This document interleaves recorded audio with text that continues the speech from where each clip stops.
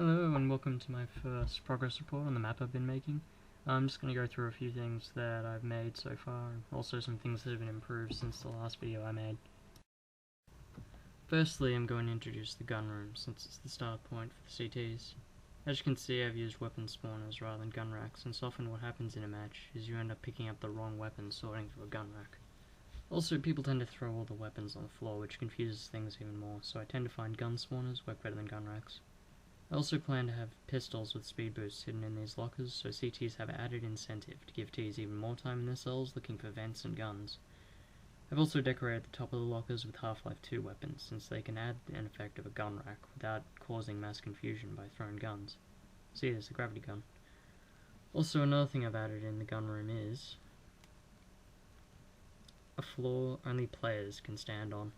This is so players can't build weapon towers or throw guns everywhere, since they won't get anywhere with it. I've also made every gun spawnable, since players have different playstyles and use many different guns, so I'm just catering for those people. These are the cells in which Ts will start in. There are 12 cells in total, 3 with vents. The vent cells have 5 spawn locations to increase your chances of getting in them, while all others have 4 spawns, which coincide with the beds. You cannot see out of the cells, since I find that most matches, players can tell immediately of everything in their cells just by looking out of them. This will ensure that players look for every possible secret in their cells. Every cell will be identical to the last, with the ladder on the pipes. This is so players won't have any visual cues as to what cell they're in either. The vents have 2 coverings each, with a prerequisite before they can break. The prerequisites are actually quite obvious to find, but what you have to do with them remains a mystery.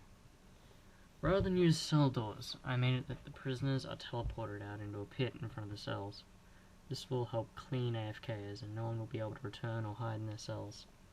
If the cell teleporter isn't activated before 1 minute has passed, the cells teleport automatically, then the pit elevator rises, and every door, including the one for the cage, will be locked open.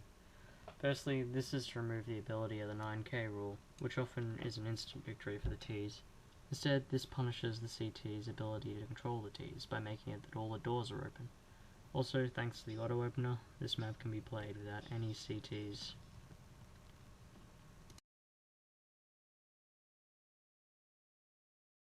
Well, I showed some of the controls in my last video. I figured I should explain them. After the cells are teleported in with the button in the middle, you have to press the first button on the left to raise the elevator. 10 seconds after the elevator is risen, you'll be able to use the claw and fence controls. Pressing the first button lowers the claw. The second button confirms you want to play the Claw of Death. Then just press the button that corresponds with the square you want to kill. I recently improved the Claw of Death by adding some sound effects to the explosions.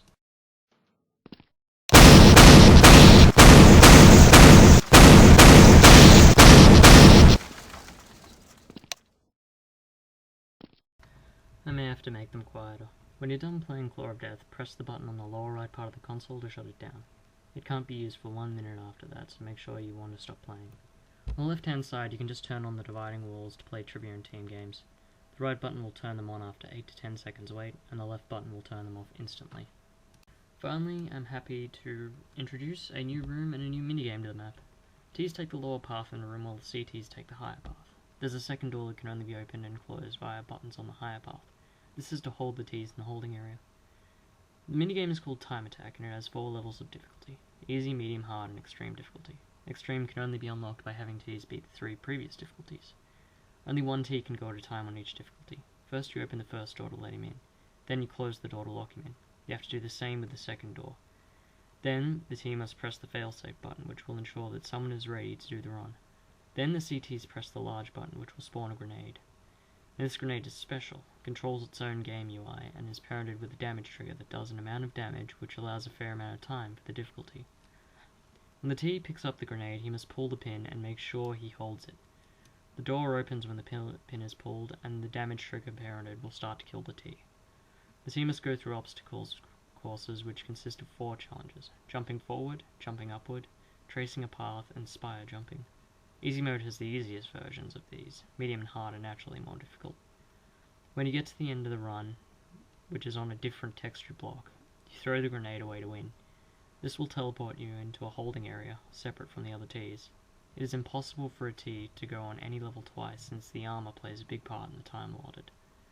After the nade has been thrown or dropped by a player who has failed a level, the level will reset.